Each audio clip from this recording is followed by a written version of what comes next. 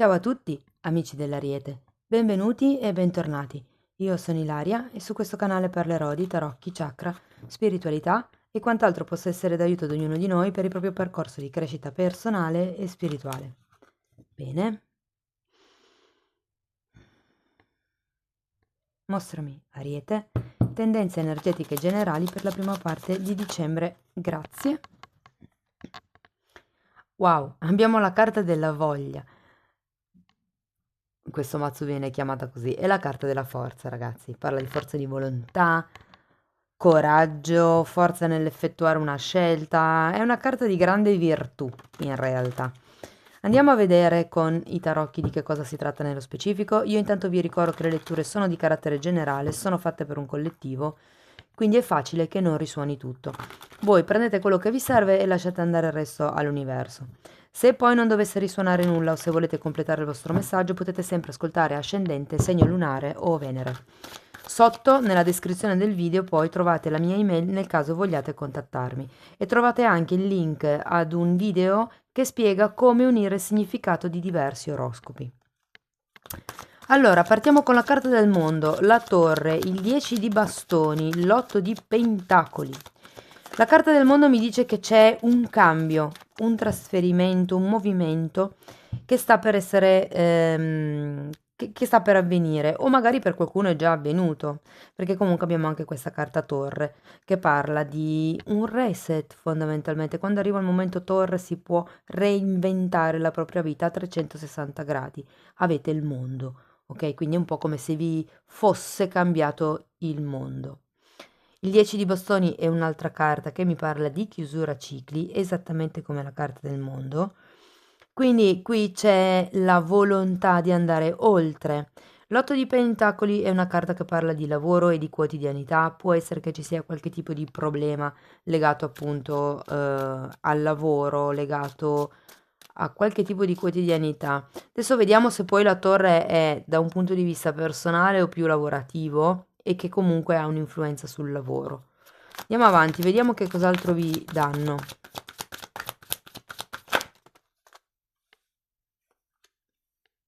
Due di bastoni, e qui rivedo un pochettino la scelta della forza. Poi abbiamo la carta dell'imperatore e la carta del giudizio. Oh wow, tanti arcani maggiori. Allora, diciamo che sì, ci sarà questo periodo di indecisione con il 2 di bastoni, poi andiamo a vedere con i mini tarocchi di che cosa si tratta meglio, ma è un qualche cosa che potrebbe svilupparsi, ma che non sapete se sia il caso di sviluppare. È una carta di forte indecisione il 2 di bastoni, è anche una carta che comunque vi permette di dare uno sguardo al futuro e anche la voglia con questo movimento che si fa e anche il mondo che parla molte volte di traslochi, c'è questa sorta di, ehm, come vi posso dire, occhiata verso quello che potrebbe essere, magari proprio effettuando questo movimento, questo spostamento. E in effetti poi troviamo la carta dell'imperatore. L'imperatore è una carta che parla di stabilità, per qualcuno si può trattare veramente di un trasloco, di trovare la propria sede, una sede stabile che vi dà comfort, vi dà sicurezza, dove vi sentite protetti e in effetti poi abbiamo a fine linea la carta del giudizio che ci parla di un risveglio, di una rigenerazione, di uno star meglio.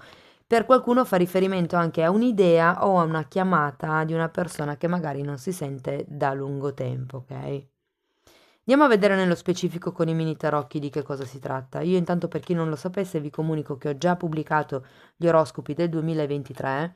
C'è una prima parte che è un oroscopo generale e dopodiché ci sono tre oroscopi di approfondimento, uno sulla crescita personale, l'altro sull'amore e gli affetti e l'ultimo è sul lavoro e l'economia. Allora, questo mondo è spiegato dalla carta dell'appeso e dalla stella. Probabilmente, l'appeso vi dà la possibilità o vi ha dato la possibilità di riflettere, di valutare tutte quelle che potrebbero essere le sfaccettature di questo movimento, di questo spostamento, ma con la stella sento che ci sono tutte le come vi posso dire, le condizioni perché si avveri un sogno. Io vi ricordo che la stella è la carta che parla dei sogni, dei desideri, i sogni sia ad occhi chiusi che ad occhi aperti. Andiamo a vedere la torre. Ok. 9 di pentacoli al contrario, poi abbiamo un 5 di spade e un 9 di spade. Sento che per molte persone si tratta di una questione di indipendenza lavorativa, probabilmente, o indipendenza economica, il se fare questo movimento o no. Ragazzi, per qualcuno si può trattare di un certo tipo di cambio impegnativo dal punto di vista lavorativo, ve lo dico. È come se qui, perché il 9 di pentacoli, quando è girato al contrario, è una carta di dipendenza, quindi per qualcuno potrebbe magari subire qualche rottura, per qualcuno sì, per qualcuno potrebbe essere la decisione di lasciare il vostro lavoro. E di conseguenza qui il se fare lo spostamento o no diventa giustamente, ehm, come vi posso dire, una scelta condizionata dalla vostra solidità economica. Ci sono tanti pensieri comunque legati al passato.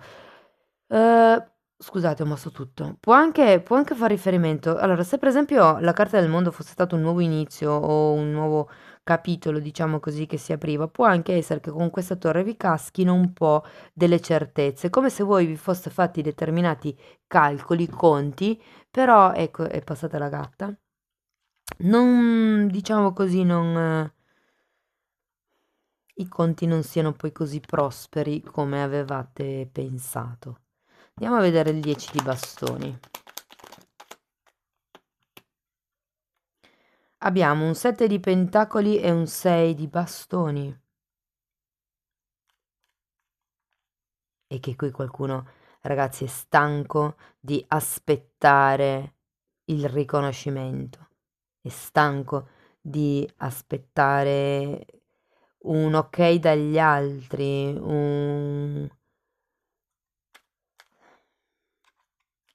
sì, un essere riconosciuti. Andiamo a vedere l'otto di pentacoli.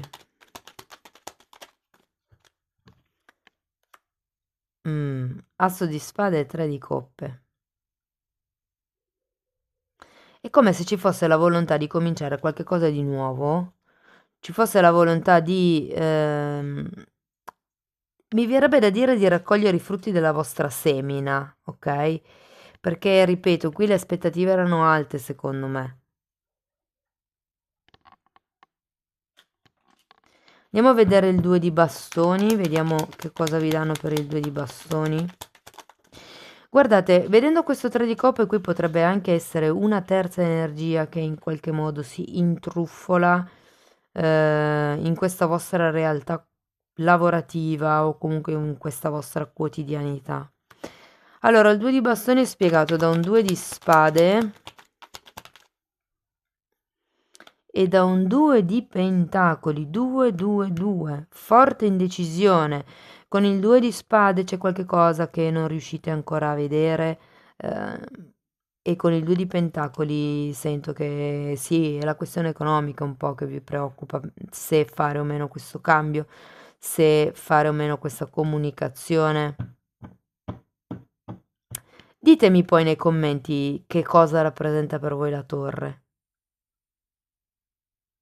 Andiamo a vedere l'imperatore, perché comunque l'imperatore è una carta di solidità, è una carta di stabilità, è una carta di potere materiale, quindi in qualche modo si arriva a questo potere materiale, ok? Andiamo a vedere l'imperatore. Ok, abbiamo una regina di bastoni, abbiamo il 6 di coppe e il giudizio un'altra volta. Ragazzi, io sento che qui qualcuno andrà verso il compimento dei propri sogni. Ok, anche se vi dirò, secondo me a inizio mese non cioè vedrete abbastanza nero. Ok, diciamo fino al 10-12 del mese, secondo me vedrete abbastanza nera la situazione, ci saranno parecchi pensieri, parecchie preoccupazioni, vi sento un po' focalizzati un po' troppo su quello che non va, su quello che non avete, diciamo così. Quando arrivo alla torre, vi ripeto, è sempre un'occasione positiva per ridimensionare l'ego, per rendervi conto di quello che è realmente allineato con la vostra anima o quello che è appunto una proiezione dell'ego. vi dà perché anche il 9 di Pentacoli è una carta di amor proprio, quindi qui c'è qualche cosa da ridimensionare in questo senso. Però appunto sento che verso la fine della lettura, con questa regina di bastoni, che può essere magari una collega piuttosto che una collaboratrice, per qualcuno la madre, non lo sento per molti in realtà, però ecco, e c'è la realizzazione del sogno. C'è quello che è la comprensione anche di qualche dinamica dell'infanzia, mi verrebbe da dire, probabilmente con delle figure genitoriali, ehm, che vi daranno la possibilità di comprendere le cose da un altro punto di vista. Per qualcuno, ragazzi, ritorna una persona dal passato, o sì, ve lo dico. Può essere una persona alla quale voi facevate molto riferimento, non è detto che sia necessariamente una persona di tipo romantico, però ecco, sì, vedo con queste due carte un forte richiamo al passato e qualcuno potrebbe farsi sentire. Vi dico, è una situazione comunque che vi richiama anche un po', perché quando c'è l'imperatore richiama alle regole. Quindi potrebbe dirvi di essere, non dico rigidi, però fermi sulle vostre posizioni. È anche la vostra carta, tra l'altro, quindi è un po' la vostra energia, no? Vi sento nella vostra energia, diciamo così. Andiamo a vedere la carta del giudizio, vediamo come conclude la stesa. Wow! Temperanza, fante di bastoni e la carta della luna, un'altra carta di passato. Sì, ragazzi, se è tanto tempo che non vedete magari un figlio piuttosto che un amico, può essere fortemente che verso questa prima parte di dicembre riusciate a rientrare in contatto con questa persona. Vi ricordo che il giudizio è la chiamata, ok? Quindi ci potrebbe essere una comunicazione, vi dico. Se per caso non volete mm, risentire nessuno del passato, anche se non è un ex, ma avete tagliato completamente i ponti con il passato, sento che con la carta del giudizio, la temperanza e la carta della luna qua si va a guarire quello che è una, diciamo, una discrepanza tra divino femminile e divino maschile. Quando c'è la luna si parla di paure, si parla di zone d'ombra che devono venire a galla, quindi in realtà si parla di fare un lavoro di zone d'ombra e quindi di curare il divino femminile. Ma considerato che qui abbiamo l'imperatore, che è una carta molto potente a livello di divino maschile, la temperanza parla proprio di rimettere in equilibrio, sento che sarà più un lavoro da un punto di vista globale, mi verrebbe da dire, ok? Sento che molte persone faranno proprio tipo uno scavo, mi parlano di lavori di ipnosi regressiva, quindi per qualcuno può essere utile fare questo genere di lavori proprio per capire le dinamiche dell'infanzia che magari non sono tanto chiare, per capire da dove arriva questa mancanza di amor proprio, per capire come sviluppare la propria forza, la propria virtù interiore. Wow, bella crescita spirituale in questo periodo, sì. Vi sento prendere in mano il vostro potere personale, grazie anche alla comprensione. Io la carta del giudizio la sento molto collegata con il sesto chakra e con il risveglio, diciamo, del sesto chakra, no? Quindi il vedere le cose da un punto di vista ampio. La carta del giudizio è l'esame finale, se vogliamo. Quindi in un certo senso è una carta che dice, ok, bene, male, come è andata, quanto ho dato, quanto ho ricevuto. È una carta che fa un bilancio anche, no? Ed è la carta numero 20, mentre il mondo è la carta numero 21. Il mondo è il raggiungimento del compimento, è l'integrazione del giudizio, della dualità, del bene o male.